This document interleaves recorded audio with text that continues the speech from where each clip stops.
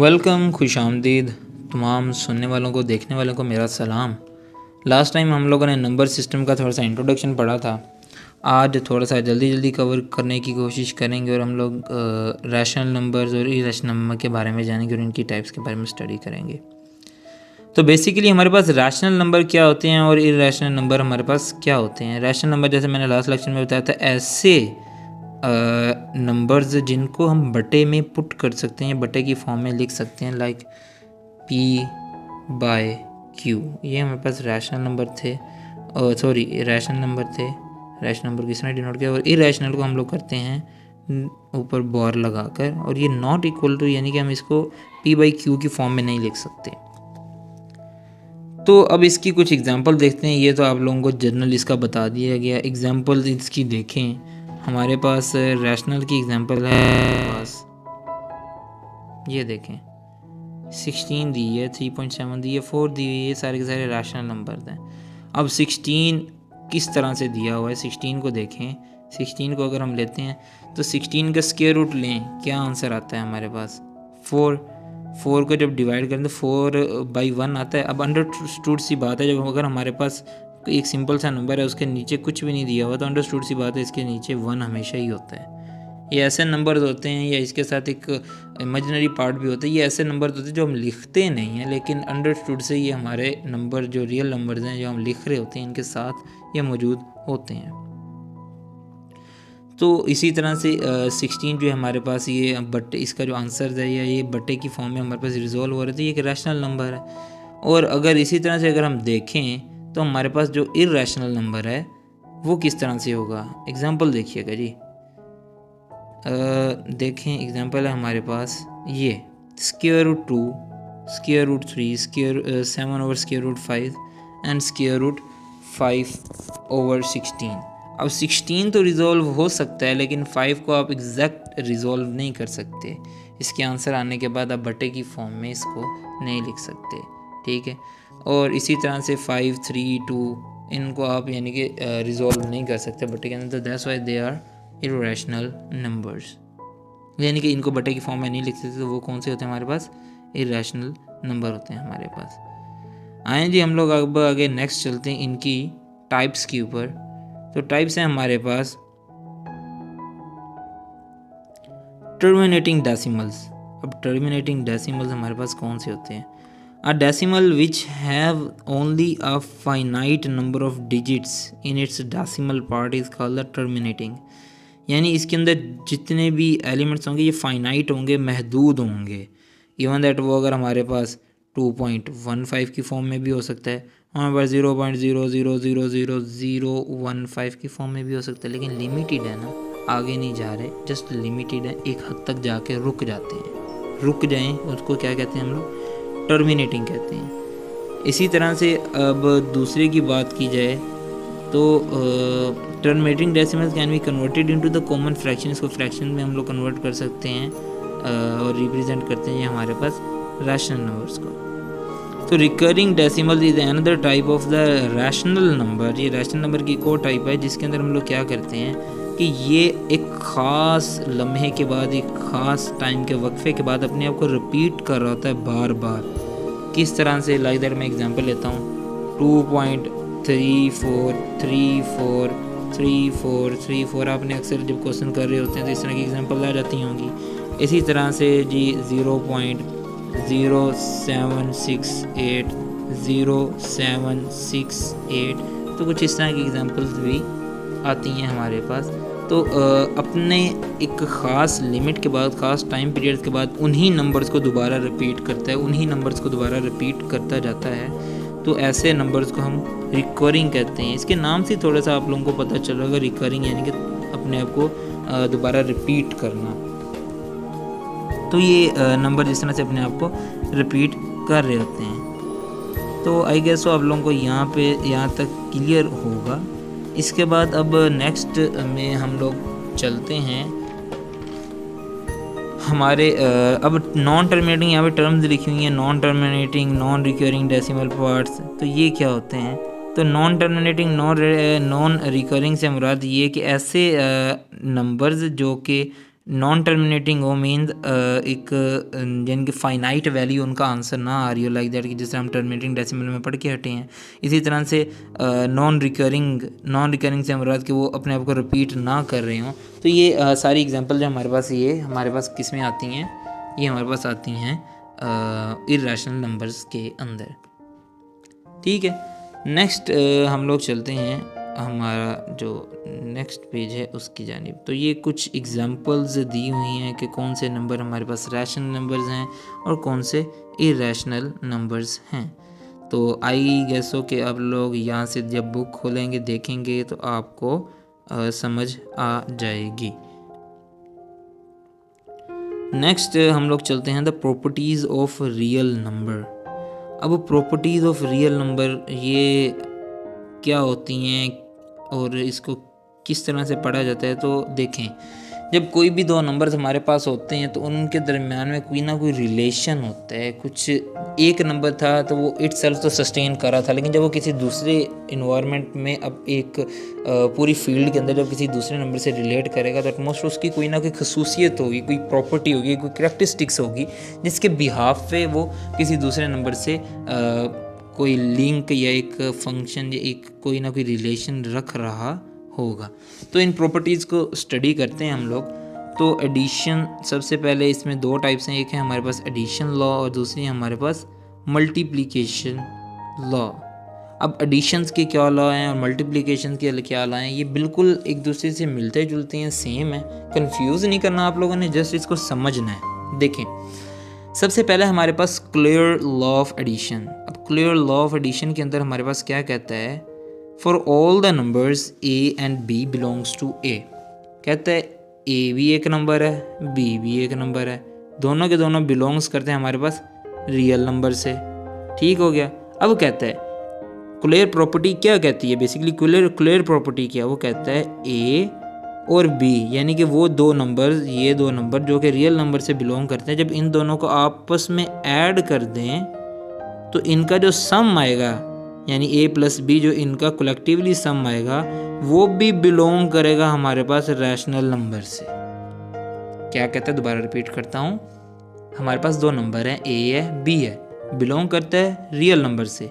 जब इन दोनों नंबर का हम समीशन या इन दोनों को सम लेंगे, ऐड करेंगे दोनों नंबर्स को, तो उसका जो आंसर आएगा वो भी हमारे पास रियल नंबर के अंदर आएगा। एग्जाम्पल के थ्रू आप लोगों को वेरीफाई करने की कोशिश करूँगा। देखिएगा जी ज़रा, लेट्स सपोज मेरे पास जी ए है 1 एंड बी है मेरे पास 4। ठीक है, अब ए और plus B is equal to, अब इसकी वैल्यूज़ मैं लिखता हूँ 1 + 4 इज इक्वल टू 5, यानी इनका जो सम आ गया वो मेरे पास 5 आ गया। अब मुझे ये बताएं, ये देखें कि 1 और 4 जो ये हमारे पास रियल नंबर से बिलोंग करते हैं या नहीं करते, बिलोंग करते हैं।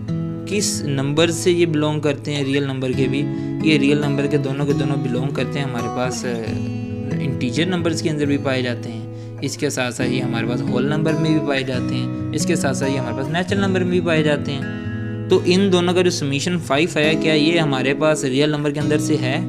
तो ज़रा गौर कीजिएगा, जब नेचुरल नंबर हम लोग लिखते हैं 1 2 3 4 5 तो 5 आ गया उसमें। अब होल नंबर की बात करते हैं, 0 से स्टार्ट होते हैं होल नंबर, 0 1 2 3 4 5 तो 5 उसमें भी आ गया। इंटीजर नंबर +-1 +-2 +-3 +-4 +-5 तो 5 उसमें भी आ गया। तो बेसिकली ये हमारे पास 3 सेट में आ रहा है, एक में भी नहीं आ रहा, 3 नंबर्स में आ रहा है रियल नंबर्स के। तो मोस्ट ऑफ कोर्स ये हमारे पास एक रियल नंबर ही होगा। दूसरी प्रॉपर्टी भी आ जाते हैं। दूसरी प्रॉपर्टी क्या है, एसोसिएटिव लॉ ऑफ एडिशन।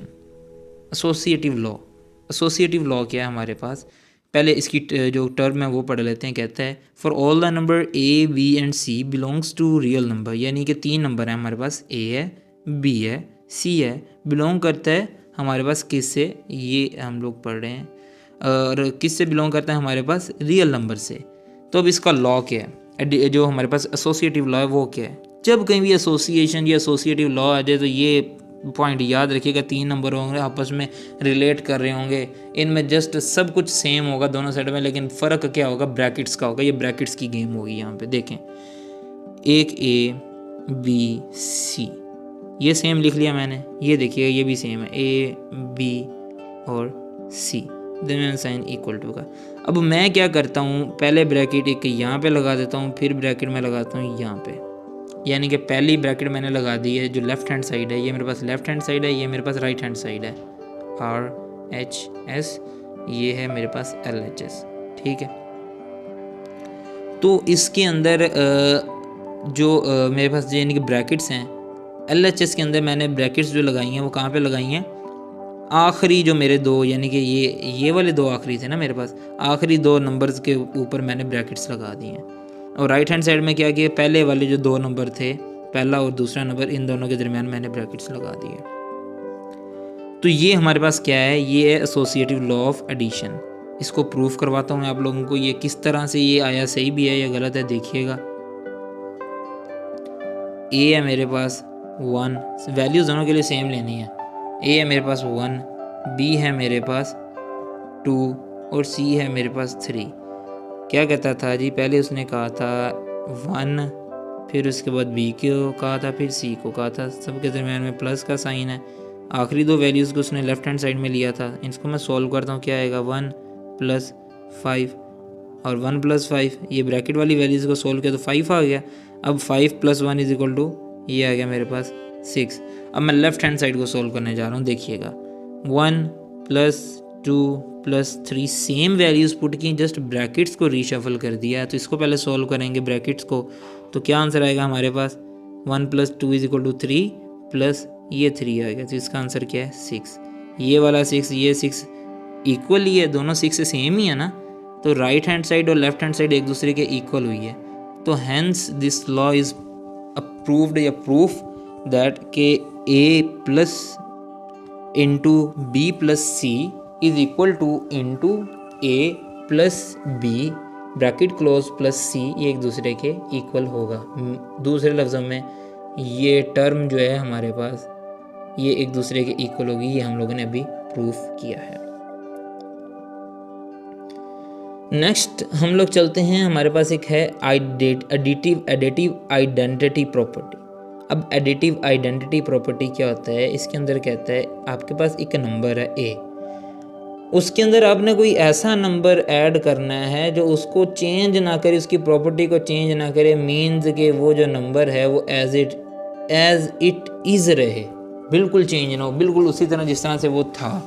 अब नंबरिंग सिस्टम के अंदर मैं जी 1 है, 1 के अंदर किसी दूसरे नंबर को, कोई नंबर है 5 को, 1 के अंदर 5 को ऐड करता हूँ तो ये तो 6 बन जाता है। मुझे ये नंबर एज इट इज़ चाहिए जो नंबर था, तो उसको क्या करेंगे, कौन सा ऐसा नंबर ऐड करेंगे जो इसको इफ़ेक्ट ही ना करे। उसके लिए मुझे फिर नंबर ऐसा चाहिए होगा जिसकी कोई मीन्स के वैल्यू ना हो, जो उसको इफ़ेक्ट ना करते। तो हमारे पास हमेशा 0 ऐसा नंबर होता है एडिशन के अंदर जो कि किसी भी दूसरे नंबर को इफ़ेक्ट नहीं करता। यानी 1 + 0 करेंगे तो इसका आंसर 1 ही आएगा। इसी तरह से अगर मैं 1 की जगह पे यहाँ पे 5 ले लेता हूँ, 5 + 0 करूँगा तो आंसर 5 आएगा। और अगर इसी तरह से मैं यहाँ पर मैं 5 की जगह पे अगर मैं यहाँ पे 6 ले लूँ, या मैं यहाँ पे 100 ले लेता हूँ, ठीक है, तो 100 + 0 = मेरे पास हमेशा 100 ही आएगा। तो 0 जो है वो इफ़ेक्ट नहीं करता हमारे नंबर के ऊपर। आई गेस आप लोगों को समझ आ रही होगी ना। तो एडिटिव आइडेंटिटी हमारे पास क्या है, एडिटिव आइडेंटिटी हमारे पास है for all the numbers A + 0 = 0 + A which belongs to, हमारे पास A आएगा। यानी कि A कोई भी नंबर है जो रियल नंबर से बिलोंग करता है, और इसके अंदर अगर हम 0 ऐड करेंगे तो वो हमारे पास एज इट इज़ आ जाएगा। थर्ड प्रॉपर्टी हम लोगों ने अभी पढ़ी है। फोर्थ प्रॉपर्टी है हमारे पास एडिटिव इन्वर्स प्रॉपर्टी। तो एडिटिव इन्वर्स प्रॉपर्टी के अंदर वो हमारे पास क्या कहता है जनाब आला, एडिटिव इन्वर्स प्रॉपर्टी के अंदर वो हमारे पास कहता है कि भाई आपके पास एक नंबर है A, अब आपने इसके साथ कोई ऐसा नंबर ऐड करवाना है, एडिटिव से मुराद ऐड और इन्वर्स इसका उल्ट, एक ऐसा इसका बिल्कुल मुखालिफ ऑपोजिट नंबर आपने ऐड करवाना है कि इसका जो आंसर है वो हमारे पास 0 आ जाए, ये इक्वल टू आ जाए हमारे पास 0 के। तो कौन सा ऐसा नंबर है जो इसके अंदर ऐड करवाएंगे, तो मुझे मैं आप लोगों को दिखाता हूँ, बताता हूँ, देखिएगा। मेरे पास सपोज कि एक एग्जांपल है ए इज़ इक्वल टू है मेरे पास 5। तो यहाँ पे आप लोगों ने देखा होगा ए के साथ जब उसका नंबर बात की है उन्होंने इन्वर्स की, एडिटिव इन्वर्स की, तो उसने उसके साथ एक साइन चेंज कर दिया हुआ है। ठीक है, तो मैं भी इसके साथ जो है ना यहाँ पे जब नेगेटिव ए करूँगा तो ए के वही ए लिख के उसके साथ भी नेगेटिव साइन कर दूँगा, तो ये इसका ए इन्वर्स या एडिटिव इन्वर्स बन जाएगा। इसको सॉल्व करते हैं। 5 प्लस एडिशन ही करना है ना, तो प्लस इसलिए लिखा -5। अब -5 ये +5 आपस में क्या हो जाएगा, कैंसिल। अब ये प्लस ये वाला ना ले लीजिएगा, प्लस यहाँ पे भी होता है लेकिन हम लोग लिखते नहीं हैं, अंडरस्टूड सा होता है ये, इसलिए। तो ये 5 और ये 5 +5 और -5 कैंसिल हो गया, हमारे पास आंसर क्या आ जाएगा 0, उबला हुआ अंडा। ठीक है, तो हमारी स्टेटमेंट के अंदर बात क्या हो रही थी, ज़रा गौर फरमाएंगे तो यहाँ पर ये देखें, यहाँ पर उसने कहा हुआ है कि आप जब भी एडिशन यानी कि a प्लस ए माइनस करें या a माइनस प्लस ए करें तो उसका आंसर हमारे पास क्या आना चाहिए, हमेशा से ही 0 आना चाहिए। तो वो 0 हमारे पास आंसर उसका आ गया हुआ है। तो इस तरह से इसको प्रूफ करेंगे, इस तरह से इसको सॉल्व करेंगे हम लोग। ठीक है, अभी नेक्स्ट पे चलते हैं और देखते हैं कि अगली प्रॉपर्टी हमारे पास कौन सी है। तो नेक्स्ट में हमारे पास प्रॉपर्टी है एडिटिव इन्वर्स प्रॉपर्टी होगी, और लास्ट वन हमारे पास प्रॉपर्टी है कम्यूटेटिव लॉ फॉर एडिशन। अब इस लॉ के अंदर क्या कहते हैं, जैसे हमने एसोसिएटिव लॉ पढ़ा था एडिशन का, इसी तरह से कम्यूटेटिव लॉ है, उसके अंदर ब्रैकेट्स इन्वॉल्व हो रही थी। यहाँ पे ब्रैकेट्स का चक्कर नहीं है, ये सिंपल सा है, जस्ट वैल्यूज़ का आपने रीशफल कर देना, उनकी पोजीशन को रीशफल करना है। देखें कैसे, इसके अंदर कहता है ए है और बी है, इनका समीशन इज इक्वल टू होगा बी के और ए के सम के। दूसरे लफ्ज़ में एग्जांपल ले लूँ, मैं 1 के अंदर 3 को ऐड कर दूँ, ये इज इक्वल टू होगा मेरे पास 3 में मैं 1 को ऐड कर दूँ। ठीक है, इसका आंसर देखिएगा, 3 + 1 = 4 is equal to 1 + 3 = 4 and 3 + 1 = also 4। तो that's why the right hand side is equal to left hand side. तो कम्यूटेटिव लॉ ऑफ एडिशन जो हमारे पास वो वैलिड है, वो यानी कि काम करता है, उसका जो आंसर है वो सही आता है। तो दैट्स इट, ये हमारे पास थी एडिशन लॉ। इसके बाद अगर हम आगे चलते हैं तो हमारे पास आती है multiplicative law, multiplication law. Same वही पहला लॉ क्या था, वहाँ पे भी क्लियर था, लेकिन क्लियर लॉ ऑफ एडिशन था। यहाँ पे हम लोग क्या करेंगे, क्लियर लॉ ऑफ मल्टीप्लिकेशन को पढ़ेंगे। वहाँ पे हम इसको ऐड कर रहे थे, यहाँ पे हम लोग इसको मल्टीप्लाई करेंगे। सेम बातें, सेम चीज़ें, देखिएगा। अब क्लियर प्रॉपर्टी जो है मल्टीप्लिकेशन की, उसके अंदर हम लोग क्या करेंगे, देखें। वो कहता है आपके पास ए है, बी है, 2 नंबर हैं, बिलोंग करते हैं आपके पास रियल नंबर से। ठीक है, जब ये दोनों तो बिलोंग करते हैं, लेकिन जब आप इनका प्रोडक्ट लेंगे, इनका आपस में मल्टीप्लाई करवाएंगे, ये सॉरी मैंने बड़ा भी लिख दिया, यहाँ पे छोटा भी आएगा। तो इसको जब आप मल्टीप्लाई आपस में 2 नंबर्स को करवाएंगे तो इसका यानी ये जो प्रोडक्ट होगा ये भी एटमोस्ट हमारे पास रियल नंबर से ही बिलोंग करेगा। एग्जाम्पल के थ्रू अब समझने की कोशिश कीजिएगा। देखें, मैं एक एग्जाम्पल लेता हूँ। ए है मेरे पास 3, बी है मेरे पास 4। 3 और 4 दोनों रियल नंबर से बिलोंग करते हैं। कौन कौन से रियल नंबर हैं जी? ये मेरे पास रियल नंबर है, होल नंबर में भी पाए जाते हैं, इसके साथ है मेरे नेचुरल नंबर में भी पाए जा रहे हैं, इंटीजर नंबर्स में भी पाए जा रहे हैं। जब इसकी मल्टीप्लिकेशन में करूँगा, A क्रॉस B करूँगा, तो मेरे पास आंसर क्या आ जाएगा, 3 क्रॉस 4 इज इक्वल टू 12।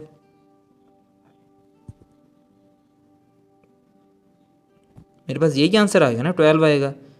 तो 12 क्या मेरे पास रियल नंबर से बिलोंग करता है? मोस्ट करता है। कौन कौन से रियल नंबर थे जिनसे बिलोंग करता है जी ये?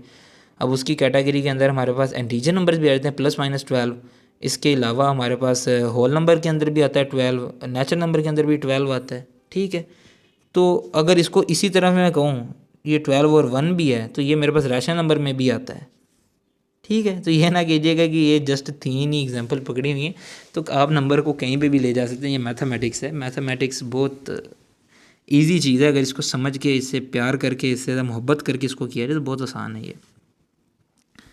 ठीक है, तो क्लियर प्रॉपर्टी आप लोगों को, जो क्लियर लॉ था ऑफ मल्टीप्लिकेशन के थ्रू होना था, वो मैंने आप लोगों को समझा दिया हुआ है। नेक्स्ट अब हम लोग चलते हैं, हमारे पास जो सेकंड प्रॉपर्टी थी, कौन सी थी? Associative law of multiplication. पहले क्या पढ़ी थी? Associative law of addition. अब क्या पढ़ेंगे? Associative law of multiplication. फ़र्क कितना है वहाँ पे? प्लस कर रहे थे, यहाँ पे मल्टीप्लाई कर देंगे। सेम वही ब्रैकेट्स वाला रोला है, यहाँ पे भी ब्रैकेट्स वाला वही रोला है। पहले कौन सी थी, यहाँ पे हम 3 नंबर थे A B C is equal to A B और C। आखिरी 2 के गिर्द ब्रैकेट, फिर पहले 2 के गिर्द ब्रैकेट। पहले ब्रैकेट्स को सॉल्व करना है, फिर बाहर वाले नंबर को छेड़ना है। वैल्यूज़ पुट करवा दो 1, फिर उसके बाद सॉरी ये ब्रैकेट्स नहीं लगाता मैं, 1 मल्टीप्लाई, ये ब्रैकेट्स यहाँ पे लगा दी। अब B और C है तो इसको 2 कर लेता हूँ और C को मैं 3 कर लेता हूँ, इज इक्वल टू मेरे पास आ जाएगा 1 क्रॉस 2 ब्रैकेट क्लोज क्रॉस 3।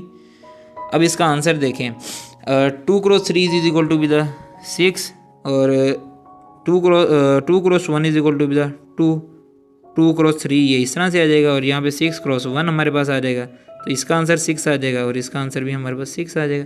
सो ये और ये दोनों एक दूसरे के सेम ही हैं, दोनों 6 से सेम ही आंसर आ रहा है। तो इससे मुराद ये है कि ये जो लॉ है हमारे पास, ये भी हमारे पास वैलिड है। मज़ीद ओवर अगर आप लोगों को कोई इशू आता है तो आप लोग जब एग्जाम्पल या जब आप लोग प्रैक्टिस करेंगे तो आप लोगों को आई गेस हो कि बहुत चीज़ें क्लैरिफाई हो जाएंगी। नेक्स्ट हम पढ़ते हैं मल्टीप्लिकेटिव आइडेंटिटी। अब मल्टीप्लिकेटिव आइडेंटिटी क्या होता है, जिस तरह हम लोगों ने एडिटिव आइडेंटिटी पढ़ा था, बिल्कुल उसी तरह से हम लोगों ने मल्टीप्लिकेटिव आइडेंटिटी को पढ़ना है। तो मल्टीप्लिकेटिव आइडेंटिटी के अंदर क्या कहता है कि एक ऐसे नंबर से आपने इस नंबर को, वहाँ पे हमने ऐड किया था ऐसे नंबर से जो उसको चेंज ना करे, अब यहाँ पे हमने ऐसे नंबर से मल्टीप्लाई करना है जो उसको चेंज ना करे। अगर मैं वही सेम नंबर जो हमने एडिशन के अंदर लिया था कि मेरे पास 5 है, 5 को अगर मैं 0 से मल्टीप्लाई करता हूँ तो मेरा आंसर 0 आ जाएगा यार। तो 0 से नहीं कर सकते, अब कोई नया नंबर आएगा। तो 5 को कौन से ऐसे नंबर से मल्टीप्लाई करें जो इसको चेंज ना करे, तो वो हमारे पास मल्टीप्लिकेशन के अंदर 1 होता है और एडिशन के अंदर कौन सा होता है 0। मल्टीप्लिकेशन के अंदर जब 1 है तो 1 से मल्टीप्लाई करेंगे तो वो चीज़ एज इट इज़ आ जाएगी। बेशक यहाँ पे मैं 15 लिख रहा हूँ तो ये 15 आ जाएगा, मैं यहाँ पे 18 कर दूँ तो ये एटमोस्ट यहाँ पे 18 आ जाएगा। अब इसी तरह डेसिमल में भी कर लें तो एज इट इज़, जब 1 से मल्टीप्लाई करेंगे तो वो चीज़ एज इट इज़ ही हमारे पास आ जाएगी। ठीक हो गया, तो ये मल्टीप्लिकेटिव आइडेंटिटी ये हमारे पास हो गया है। इसके बाद अब हम लोग नेक्स्ट चलते हैं, हमारे पास मल्टीप्लिकेटिव इन्वर्स। अब मल्टीप्लिकेटिव इन्वर्स क्या चीज़ होती है भाई? मल्टीप्लिकेटिव इन्वर्स देखिएगा,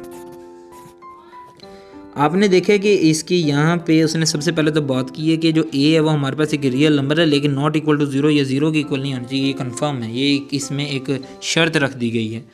और इसका जो इन्वर्स है वो इन्वर्स है हमारे पास नेगेटिव a। ये इस तरह से यानी कि a के ऊपर -1 भी लगा सकते हैं या और इसको आप 1/a भी लिख सकते हैं, क्योंकि ये दोनों का मतलब बिल्कुल हमारे पास सेम ही होता है। ठीक है, अब इसको सॉल्व करते हैं। आंसर देखिएगा, मैं आपको बटे की फॉर्म में करता हूँ क्योंकि आप लोगों के लिए शायद इन्वर्स को सॉल्व करना और समझना थोड़ा सा मुश्किल हो जाए, थोड़ा सा पावर्स के ऊपर आ जाता है, पावर को आपने सॉल्व करना होता है तब इसका आंसर आता है। तो मैं आपको बटे की फॉर्म में करता हूँ जो मैंने बताया था 1/a की फॉर्म में। तो देखें, सपोज करें मेरे पास a एक नंबर है जो कि है मेरे पास 5 और 1/a की वैल्यू पुट करवा दूंगा सेम उसी तरह से 1/a की जगह पे a की वैल्यू 5 आ जाएगी। ठीक है, अब a और 1/a का जब मैं मल्टीप्लाई करवाऊंगा तो ये मेरे पास आंसर हमेशा 1 आएगा। तो देखें किस तरह से 5a लिख लिया, इसको मल्टीप्लाई करवाया मैंने उसी 1/5 के ज़रिए। जब 5 से कैंसिल हो जाएगा तो हमारे पास आंसर क्या आ जाएगा? हमारे पास आंसर 1 आ जाएगा। इसी तरह से ये लेफ़्ट हैंड साइड की अगर इसको आप उल्टा करना चाहें लाइक दैट कि मैं आप लोगों को करके दिखाता हूँ, सेम वैल्यूज़ ले लें और इसको आप उल्टा इस तरह से करेंगे कि पहले हमने a को मल्टीप्लाई कराया था 1/a से, अब मैं करवाने जा रहा हूँ 1/a को मल्टीप्लाई विद a के ज़रिए। तो देखें 1/5 क्रॉस 5 से कैंसिल हो जाएगा और हमारे पास आंसर जो है वो 0 नहीं, हमारे पास आंसर जो है वो 1 आ जाएगा। तो इस तरह से मल्टीप्लिकेटिव जो इन्वर्स है वो हमारे पास सोल्ड आउट हो जाएगा और इस तरह से मल्टीप्लिकेटिव इन्वर्स को सोल्व करेंगे। एट द एंड हमारे पास कौन सी प्रॉपर्टी या कौन सा लॉ आता है उसको हम लोग कहते हैं कम्यूटेटिव लॉ ऑफ मल्टीप्लिकेशन। ये बिल्कुल उसी तरह का लॉ है जैसा कि हम लोगों ने एडिशन के अंदर पढ़ा था, बिल्कुल उसी तरह से हम लोग यहाँ पे इसको डिस्कस करेंगे कम्यूटेटिव लॉ ऑफ मल्टीप्लिकेशन के अंदर। क्या है जी? 2 नंबर हैं, a है और b है। जब इनको आपस में दोनों बिलोंग्स करते हैं हमारे पास रियल नंबर से, जब इन दोनों को आपस में मल्टीप्लाई करेंगे इन द फॉर्म के इनकी जस्ट पोजीशन चेंज करनी है, लाइक ए है और बी है is equal to B cross A, इसका जो आंसर एक दूसरे के इक्वल होगा।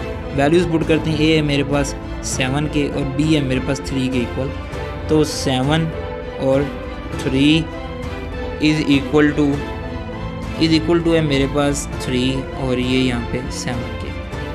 ठीक है, जब इसको मल्टीप्लाई करेंगे तो 3 2 7 3 21 एंड 3 7 21, दोनों का आंसर सेम है। तो ये हमारे पास जो इसका आंसर है ये भी हम लोगों ने प्रूफ कर दिया हुआ है कि मल्टीप्लिकेटिव जो कम्यूटेटिव लॉ ऑफ मल्टीप्लिकेशन है ये भी हमारे पास वैलिड है, काम करता है और ये होता रहेगा।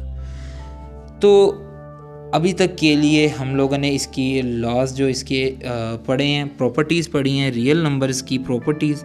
तो इसमें अगर कोई इशू वगैरह हो तो आप लोग मुझे कमेंट सेक्शन में बता दीजिएगा। अभी के लिए मैं इजाज़त चाहूँगा, दुआ में याद रखिएगा। अल्लाह हाफिज़।